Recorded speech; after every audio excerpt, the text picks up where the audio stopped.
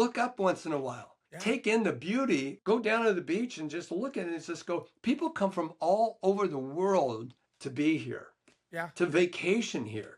And this is right outside my door. It's Take a moment.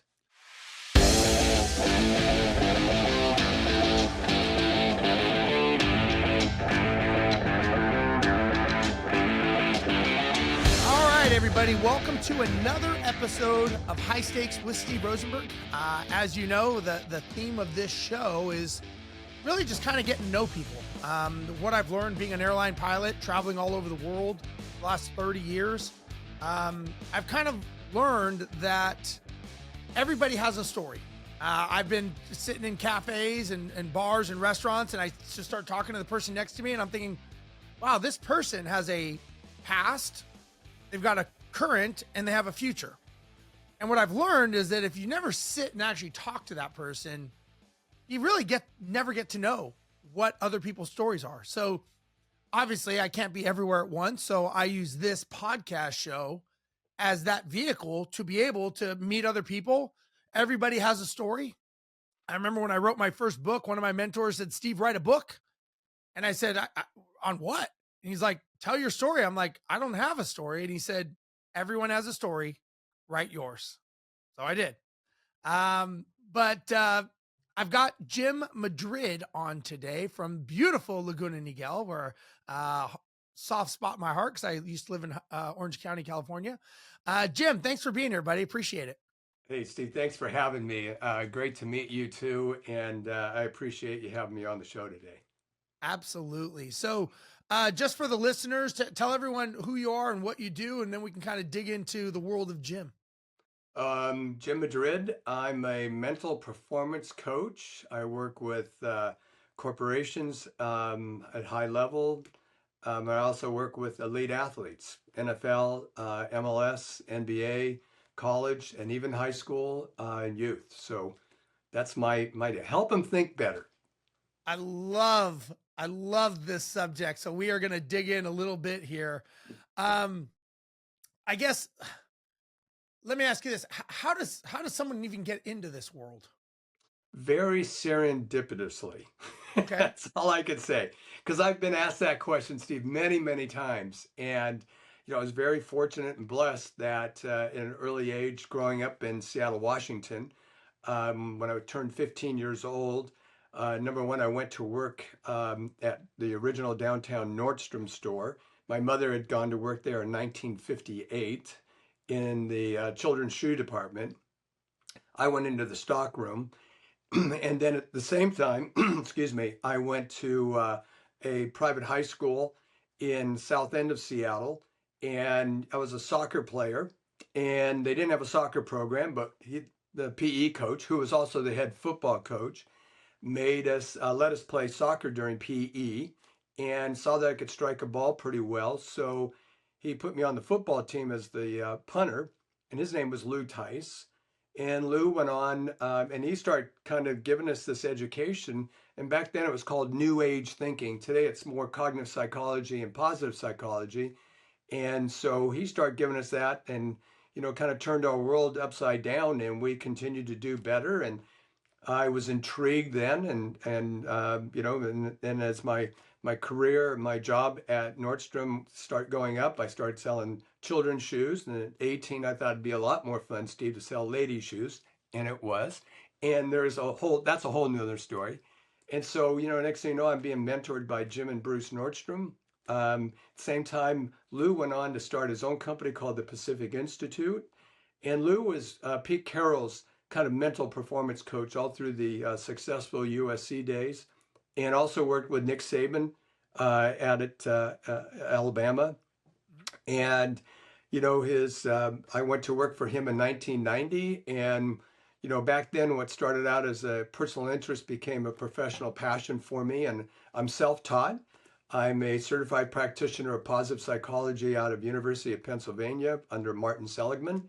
And, that's how somebody gets into it. And I've applied it in my jobs in the past. And then, of course, when I went to work for Lou, and I started working with companies like Boeing, Caterpillar, and Lexus, Toyota, and just kind of took off from there. What's interesting is I had become friends with a gentleman named Dr. Kevin Elko. I don't know if you're familiar with Kevin Elko, but he does stuff with Nick Saban. He's kind of, they call him the head coach, because he Hmm. kind of gets in their head and helps them when they're having challenges, I guess you could say. Hmm. But very, very similar uh, fields of work. Um, Let me ask you this: when who you are today, what would you say is like part of that journey that no one knows about, no one claps about, you don't talk about, but is pretty relevant and prominent to who you are today? Well, great question, Steve. And you're one of the first that has interviewed me and asked me that. And I would say all the roadblocks. You and I both been told many times that's where the greatest learning comes from is the setbacks that we've had, and I've had plenty. And I left Lou in 1996. I started with him in 1990. I went to the top of his organization. And then in 1996, I went out on my own, had some investors, brought in a CFO, gave him big time signing authority. And within a year, he embezzled us about $350,000. Okay. Yeah. Same time, I was going through a child, visitation case with my former ex-wife, and she took us through 4 years. So the same week that I found out that I had been embezzled that 300 and some $1,000, I learned that I was a deadbeat dad. That I should have paid, instead of paying this, I should have been paying that. And I was 100 grand upside down there. Took my passport, took my driver's license. Not too many people know that story.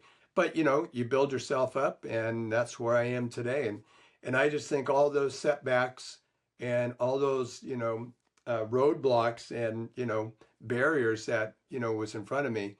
I teach mental performance. I teach mental toughness. And I think all those are what I call, mental fitness. It's like you go in the gym and work out to get fit, and that way you're mentally, I mean, you're physically tough. And it's the same thing with your mind, and those kind of things, looking back and saying, well, if I can get through that, I can certainly get through that, which has prepared me for, what happened to me on April 1st, 2022. And that was, I was diagnosed with stage 4 pancreatic cancer. Wow. Oh, yeah. Let me, if you could, if it's okay, I'd like to go back to the moment of the identification of where you were when about the financial situation.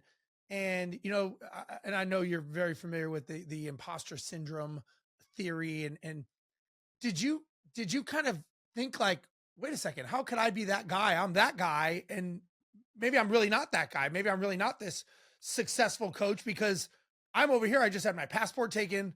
I'm a deadbeat dad, based on the courts. Did you have that feeling like, fuck, maybe I'm lying, and the imposter?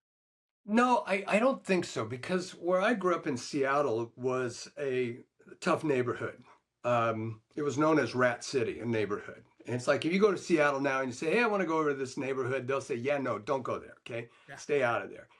And, um, I always say we weren't poor, but our house with 7 people living in it, one bathroom. I always jokingly say, when we ordered a large pizza, we had to go outside to eat it.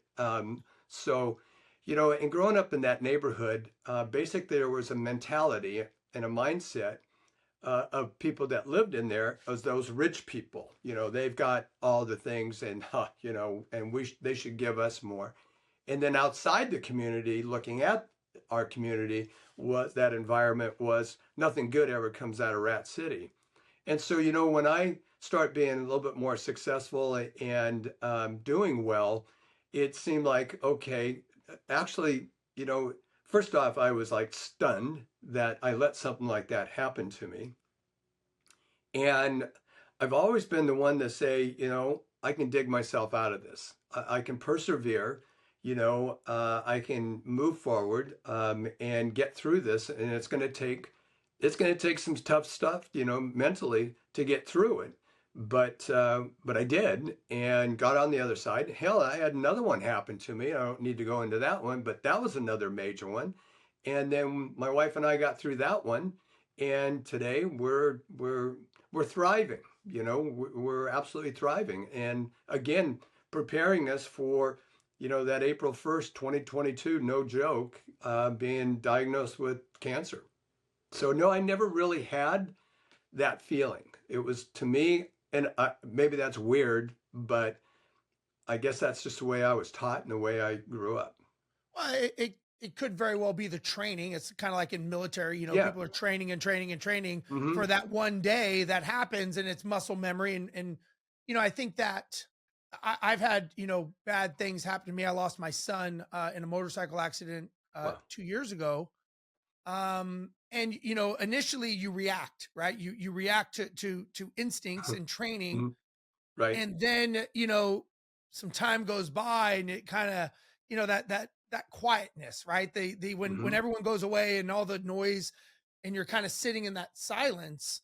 And that's kind of when I've had those challenges myself. Like, Hmm. I'm this business coach, entrepreneur, airline pilot everyone looks up to, and I'm struggling. Yeah. Losing a child is not easy for anybody, but I really thought, like, maybe I'm not this guy. Maybe I'm not this guy Right. that I thought I was. And I just, for me at least, one day after the other, every morning I wake up, and I actually had Kevin Elko reach out to me, and a lot of very dear friends of mine, talk to me and just kind of, keep that wheel moving down the Yeah. highway, I guess you could say.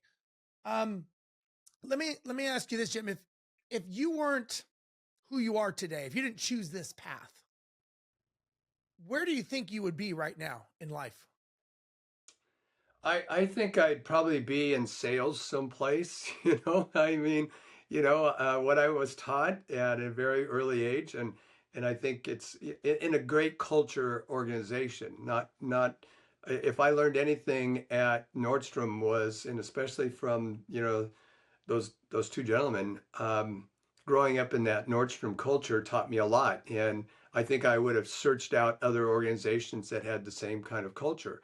And to me today, culture is everything, whether it's with a team that I'm working with, a coach, an organization, it's all about culture. And so I would probably be someplace, you know, um, and I guess I'd probably be in a leadership position, and and working on culture and empathy and all those things that we kind of teach now, right, Steve? So you couldn't work in a bad culture. I couldn't either. Well, it's funny because you mentioned something about sales, and I'm a big believer that everything we do, you are selling or getting sold, and Right. selling the vision to a company or to Right. employees.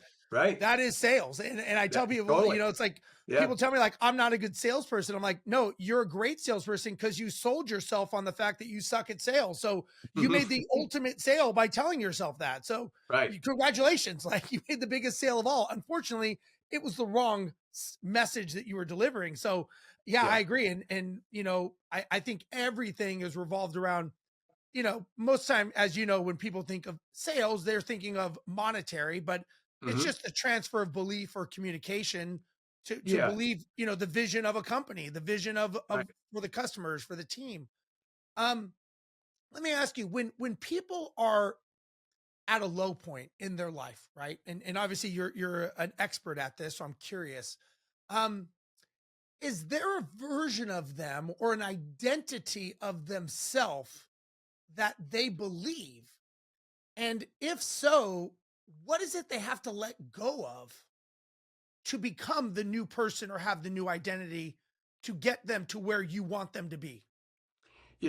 That's something that I guess the number one thing I think, and I think you'd agree with me, is confidence in themselves, belief. Yeah. Their belief. Look, look at my belief, my mindset coming out of that neighborhood. Gosh, I remember the first time working for Lou that the client was up in Calgary, British Columbia. I mean, Calgary, up in Canada, Yeah. and and they flew me first class. Here's a kid out of Rat City. And I'm telling you, Steve, I'm asking the guy, the lady, the flight attendant came over and asked me if I wanted something to drink. And I said, yeah, I'll have a glass of wine or a beer or whatever it was. And I turned to the guy next to me. I go, is she going to charge me for that? He goes, no, dude, it's all free. And I went, great. Then she said, here's our menu, blah, blah, blah. I go, do I have to pay for that too? She goes, no, dude, it's free. And I went, okay. Checked into the hotel. Um, Client had, prepaid everything. And, they said, food and whatever, and all that, food, meals and all that, transportation. I had a town car pick me up. This is for me, so, and then I checked in, went to dinner inside the hotel. I had a steak, a salad, and a glass of wine. And I called my sister up and my older sister up, and I said, I think I'm going to get fired. She goes, why? And I go, my bill was $45 for dinner. I've never paid $45 for a dinner. They're going to fire me. She goes, Jimmy, it's okay. You deserve it. So I think there's those limiting beliefs, Sure. and created by our environment, right? And Lou told me, later on working for him, he goes, Madrid, you got to think bigger than your environment, bigger than yourself. Hmm. And I think that's something that's always hung with me is that, you know, um, I deserve this. I've worked hard and I deserve this. I have a right to be here. Who said I can't?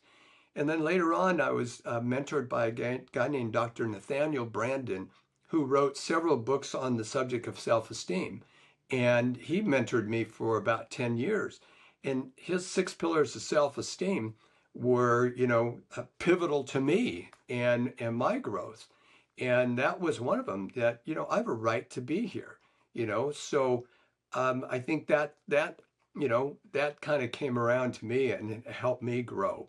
But I think of other people, that's the same kind of thing that limits them is, who said you couldn't do this? Who said you couldn't do that? Who said you couldn't be successful? Who said you couldn't fly first class? Who said that you can't have a town car? Who said that you can't, you know, and those things. But then there's the who says that said you deserve this, Steve. You've got those mentors, those people that saw more in us than we saw in ourselves. Sure. And that's our job today, isn't it? Is to Yeah. mentor them. So I think that that's probably the biggest thing. And by the way, confidence from a 13-year-old soccer player to NFL players making 12, 13, $20 million a year. Is Same there a same thing. is there a belief system that you used to have that would keep you stuck? Like one that you would always go back that would you just like something that keeps catching your shirt when you walk by and you're like just kind of yanks you back and back to Rat City or that Yeah. thing that you just kept going back to?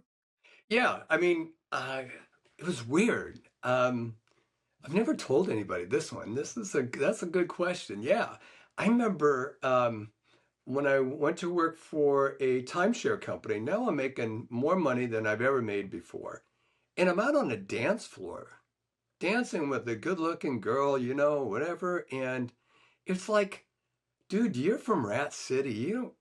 You're not supposed to be having fun like this. You're not supposed to be doing this. And honest to God, I'd go sit down and have a drink and just sit there and go, like you said, is there a place where sometimes you just turn off all the music? It's like I'm sitting there with friends all around, music's going, absolutely, but I'm inside my head going, you're not supposed to be here. Right. And it was like I'd shut down. And finally it was like, what the hell are you talking about? It's Yeah. that self-talk that kicks our butt all the time.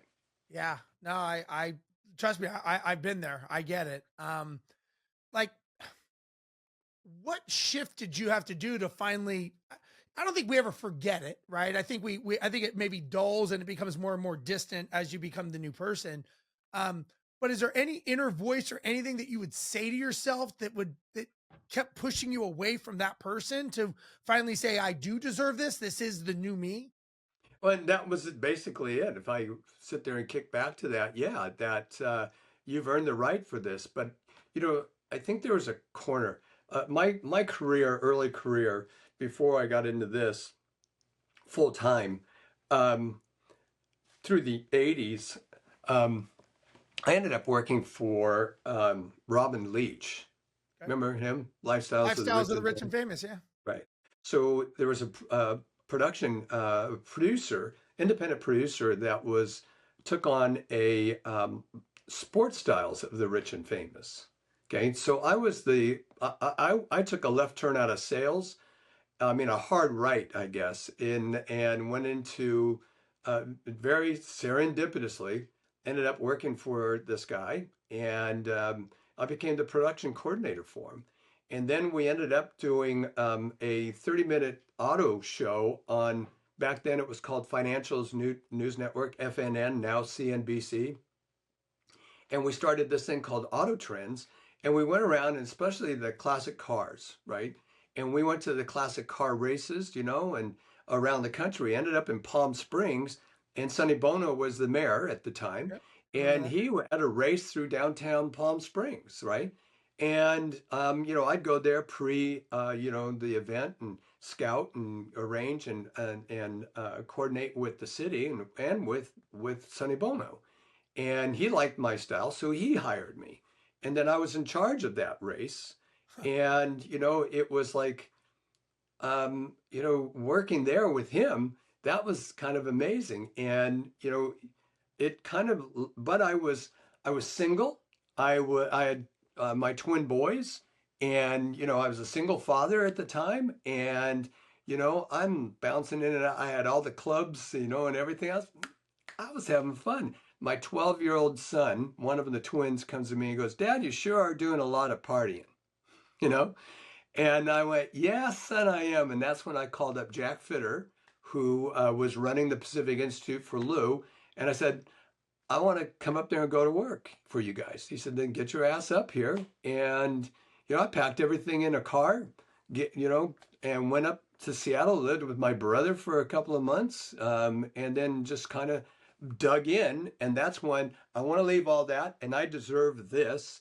And that drive, that determination, and that persistence, also known as what Angela Duckworth talks about, grit, um, that just pushed me forward, and I'd never look back. So let's fast forward today. I'm very curious. Like, what do you get up and fight for every day? Like, what is your flag that you plant every day that you're doing now? Purpose. And as I mentioned before, on April 1st, 2022, um, woke up coughing up stuff you shouldn't be coughing up. I had lost several pounds. Um, my wife said, "We're going to the hospital." And they ran a battery of tests and came back saying, "You got stage 4 pancreatic cancer." I went from 150 pounds down to 118 pounds. And, you know, getting that diagnosis, right? My father died of it in 2008. My uncle, his younger brother, died of it in 2006. And then it was all about mindset right then and there. It was a choice: take it as a death sentence or an opportunity to triumph. A month and a half later, after three different, oncologists, I mean, the odds were stacked against me, Steve. I mean, literally. Um, in your CAV19-9 count, blood count that comes out of your pancreas, anything over 3,700, you've got pancreatic cancer. Mine was 40,000 plus. Wow. Look it up. And I've got all the three different biopsies and everything, and CT scans and MRIs and everything to show that. And ended up at City of Hope. And about a month and a half later, but I started doing things like mindfulness, yoga nidra, prayer. Oh, did I say prayer? Prayer. Um, I had no chemotherapy, no surgeries. And a month and a half later, I got a call from scheduling from the hospital saying we're going to 7 weeks of chemotherapy starting next week. Hour later, my oncologist called me up and said, "You don't need chemotherapy." That's the good news. The other news is it's now scratching his head, going, it's now non-small cell lung cancer. So I've had radiation treatment, which was the hardest part, was putting on the robe in those 15 days. It was in initially it was in my pancreas, my lung, my liver, and my sacrum. In fact, the nurse, after the doctor left to tell my wife and what I had, she was looking at my chart and she out loud, Steve, she goes, "Wow, I've never seen anybody with this much cancer in them." Whoa. Yeah. My wife wanted to rip her face off. I get it. I said, "Honey," I turned around to her and I said, "Watch what I do with this." So, real short, September of 2023, I was cancer free. No surgery, no chemo. The doctors have told me, the specialists have told me, I'm a less than 1% survivor. So, all those trials and tribulations and all those setbacks and, people trying to get you and everything Yeah. else prepared me for what I do today. So, to answer your question, I just wrote a book. I'm Italian, half Spanish. Grew up Okay. mostly in my Italian, heritage. And so I started to write a book called It's All About Mindset before I got sick. When I got sick, I started journaling, journaling about my journey. And then I kind of put the two together. It's all because it was all about mindset that I had to take. And, it's either take it as a death sentence or an opportunity to triumph. And I chose to be triumphant, right? And then I'm sitting at a friend's restaurant nearby, beautiful Italian restaurant, spent $9 million sitting up on the hill overlooking, the ocean in Catalina Island. And I'm up there about 10 months ago and we're sitting there talking about culture and our Italian culture, la dolce vita, right?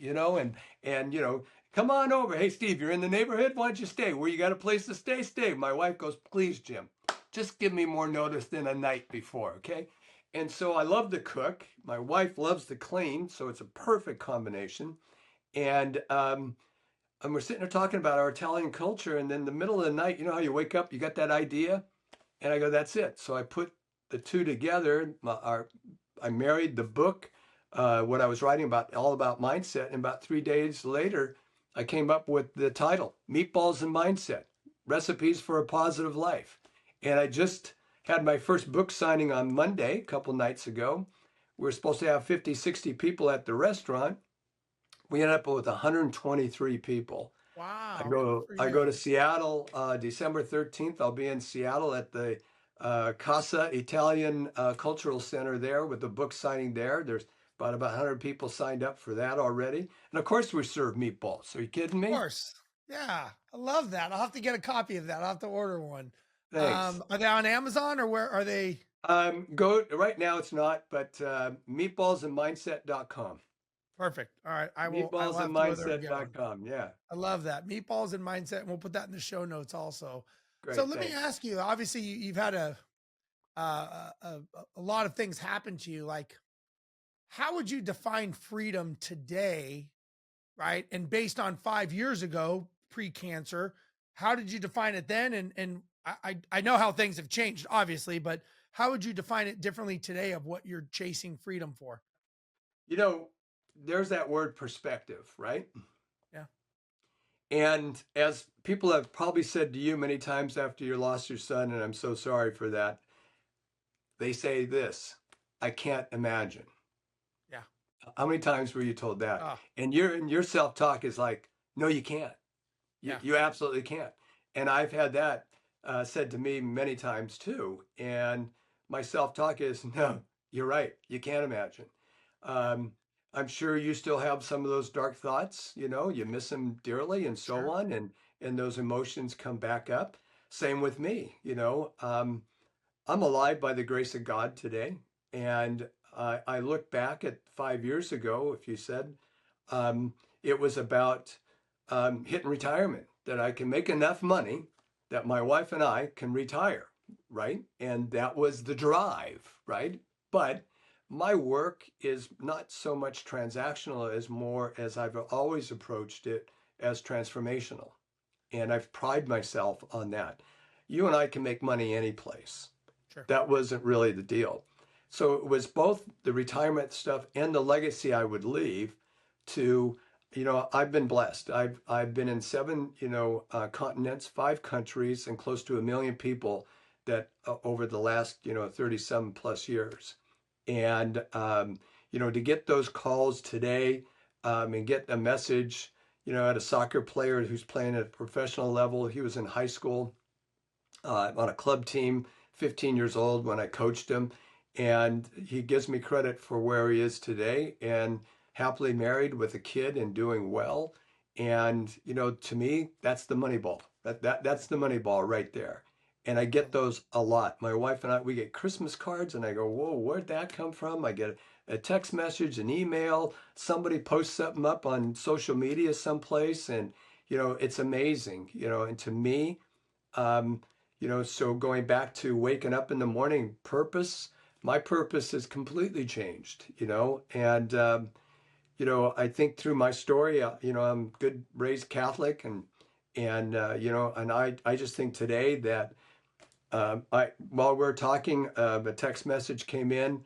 A young lady that's a good friend with my daughter just texted me to tell me that, hey, she's got a good friend I'd like to get a book for, and would you be so kind to talk to her because she just got diagnosed with breast cancer. And if I talk to 2 to 3 patients a week, a week, Steve, Wow. and I'm happy to do that. City of Hope in Orange County, Annette Walker, the president there, they just Monday was opening day for the hospital there, and I was the first one in 2022 in the cancer center, and she's got the books in the library. She wants every patient that comes in the bookstore, I mean, and she wants every patient to read it because that's how I put it together. So, freedom 5 years ago was, legacy and retirement. Freedom today is making that impact to people that are going through, things that, like what you've gone through and what I'm going through, and to approach it a different way and to have that trust and belief and faith in everything that you decide you want to do to get healthy. So that's kind of my purpose every morning. Not my why. I'm Right. sorry. It's not why to me is, and that's a good thing. Why to me is more transactional. Purpose for me is more transformational. Waking up with purpose every day. Sure. And I try and explain that to all my clients. Here's your vision. Great. What's the purpose behind it? Right.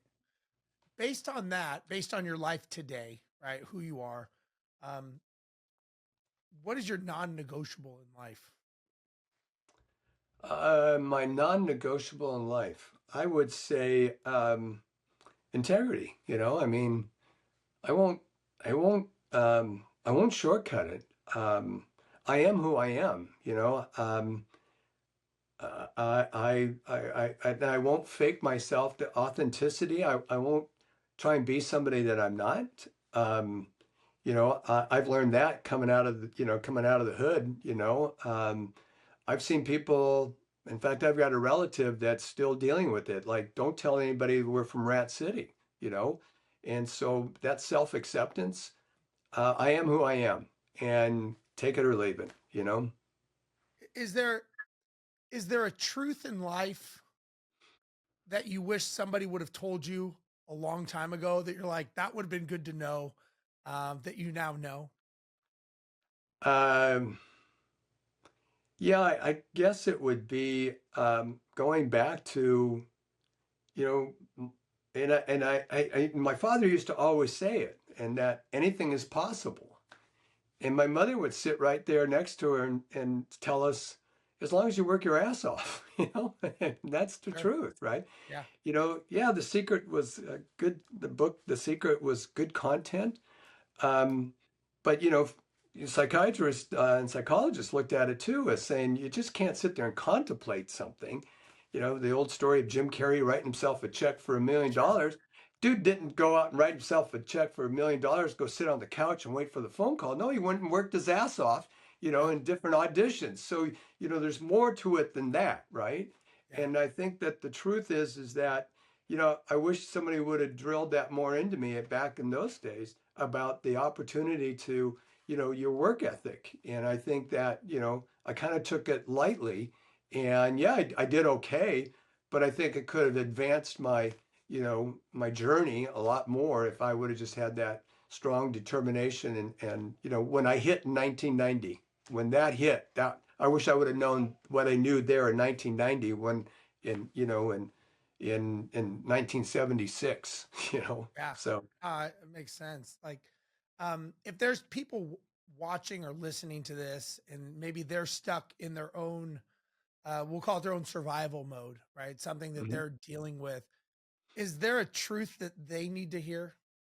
Yeah, anything's possible, and it's not just a saying, it really is. But, if you believe it, if you see it, you can believe it, all this. Yeah, but, don't give lip service to yourself. When you hear somebody say, "Hey, I got this," you know, do they? Do Yeah, you? Do you? yeah, And my question is really, Steve, why do you got this?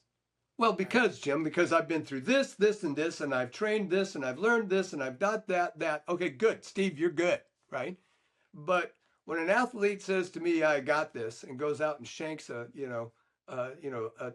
point after or a field goal, I thought you said you got this. you know, I Yeah, don't say that to him, but you basically that's what you want to say. So if you say, this is what I really want to do, and all right, then what are you willing to do, and what are you willing not to do to make it happen? So yeah. It's I, funny. I'm sorry. Go ahead. no, I was just gonna say, I still believe that. I have wristbands that say anything's possible. I mean, look at what I've been able to do. And people, by the way, some people look at me and go, wait, what? You had no surgery, no chemo, and what? You had both? Wait a minute, what? It's funny to watch. Sure. But then there's other people who go, oh my gosh, I want to hear your story. And when people ask me to talk to other, cancer, patients, I don't tell them what to do, Steve. I say, here's what I did to Sure. get where I am today. And if you want to know more, I'm more than happy. And that's what the book's about. And as you were saying, anything is possible. I kind of think of that, and not that I'm trying to be pessimistic, but it goes both ways. Anything Yeah, is possible on the bad side too, right? I yeah, mean, absolutely. and Yep. again, I'm not trying to make this about doom and gloom, but losing my son, I would have never have thought would be that would have never been on my radar to Not at think that all. that would happen. And you go, anything is possible. So Right. to me, I take what you say to mean live in the moment, cherish what you have, because it, Absolutely. it could be gone. I mean, Could be. I could tell you, from the, I've lived an amazing life, and like you, I've traveled all over the world, and you know, at 10:30 at night when you get a knock on the door, all those memories that you thought you were going to create are over. Gone. And it, yeah, Gone. and Yeah. again, it goes both ways, that anything is possible, So and yeah, so I living in had, the moment, it just goes back to what you yeah, said, and you got living to in live the in the moment. moment. And I'll give you a couple of them. One, um, last year I had a player on Green Bay. And in fact, that's the uh, you know called Packers versus Cancer, because they marched me out onto the field, and I Wow. came back and sat in my seat. All the survivors and sat in my seat, and here I am at Lambeau Field. By the way, 82 degrees, Whoa. and my The brother, one my buddy day. and I, yeah, one day, and we're sitting there. I sit down, and I just sit there and I start bawling, start crying because I'm just sitting there thinking, thank you, Lord, that I get this opportunity. I was just in Alabama for the LSU game, and when they start singing that "Sweet Home Alabama," I'm with a couple players' parents and stuff, and I just start losing. I had tears in my eyes. I text my wife, and I said, "This is," you know, um, and those moments happen, right? And I lived there. Last summer, my wife and I were up in the San Juan Islands, up in Pacific Northwest, and we hiked up about 3 miles up. And on the way up, I'm just looking at the magnificence of that view and the islands and beautiful day. And my family had gone up in front of me, and I was sitting there just taking it in. And I think sometimes, and you said this earlier, you just got to turn off the noise and look around, and see what is there. These two ladies, they were on their way down, and they see me looking out there, and they go, kind of gives you a whole different perspective. And I go, ladies, you have no idea. Yeah. You have no idea. So yeah, um, love those moments, love those moments. Be more aware, bring a lot more consciousness to where you're at. Look around, see the beauty. Yeah, I can't tell you. I'm sure you can appreciate this, but being an airline pilot, I'll be in Frankfurt, or I'll be in Munich, Germany tomorrow, flying the plane there, and I'll go to the Christmas market, and I just go and just watch the world go by, and I'm just like, all these I'm with people, you. Yeah, I just sit there and I'll just sit on a bench and just watch it all happen, and I'm like, maybe I'm the weird guy that's just sitting there watching, and I'm just thinking to myself, wow, like everybody here has a trailing story. They've got a future they don't know about. They have a yep, future version of themselves they've never met.